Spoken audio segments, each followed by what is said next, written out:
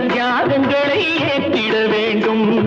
புரட்சியிலே சரித்திரத்தை மாற்றிட வேண்டும். பொது உடைமை சமுதாயம் மலர்ந்திட வேண்டும். புரட்சியிலே சரித்திரத்தை மாற்றிட வேண்டும். பொது உடைமை சமுதாயம் மலர்ந்திட வேண்டும்.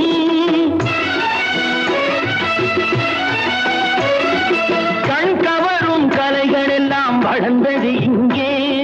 களங்கமுள்ள பகைவராலே தாழ்ந்தது இங்கே.